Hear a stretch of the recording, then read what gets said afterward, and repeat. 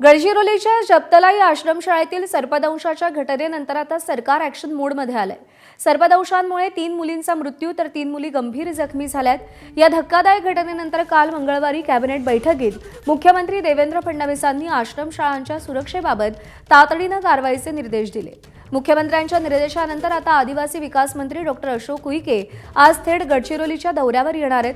ते रुग्णालयात दाखल असलेल्या गंभीर मुलींची भेट घेऊन त्यांच्या प्रकृतीची विचारपूस करतील। त्यानंतर जपतलाई आश्रमशाळेलाही भेट देत या संपूर्ण घटनेनंतर प्रत्यक्षात काय कार्यवाही झाली याचा घटनास्थळी जाऊन स्वतः आढावा घेणार आहेत। दरम्यान या घटनेनंतर सुरक्षिततेत हलगर्जीपणा केल्याचा ठपका ठेवत शाळेचे मुख्याध्यापक, अधीक्षक आणि महिला अधीक्षिका या तिघांवर धानोरा पोलीस ठाण्यात आज पहाटे गुन्हा दाखल करण्यात आलाय। आदिवासी मंत्र्यांच्या दौऱ्यानंतर आणखी कोणावर कारवाई होते याकडे लक्ष असेल।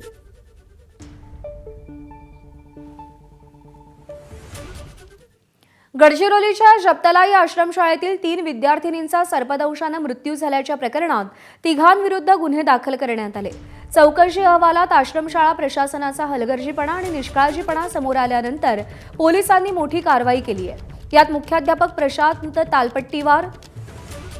प्रशांत ताटपल्लीवार, अधीक्षक भास्कर भोयर आणि महिला अधीक्षिका भाग्यश्री चिल्लमवार यांच्या विरोधात धानोरा पोलीस ठाण्यात गुन्हा दाखल करण्यात आलाय।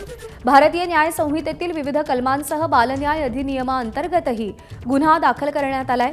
10 ऑगस्टच्या पहाटे सर्पदंशाच्या घटनेत 3 विद्यार्थिनींचा मृत्यू झाला होता, तर 3 विद्यार्थिनींवर अद्यापही उपचार सुरू आहेत। या घटनेची चौकशी करण्यासाठी 4 सदस्यीय समिती नेमण्यात आली होती। समितीच्या अहवालानंतर सहाय्यक प्रकल्प अधिकारी डॉक्टर प्रभू सादमवार यांच्या फिर्यादीवरून 12 ऑगस्टच्या पहाटे धानोरा पोलिसांनी ही कारवाई केली। जपतलाई आश्रमशाळेतील निष्काळजीपणाच्या आरोपांवर आता पहिली कायदेशीर कारवाई सुरू झाली असून या प्रकरणात आणखी कोणावर कारवाई होते का याकडे सगळ्यांचं लक्ष लागलंय।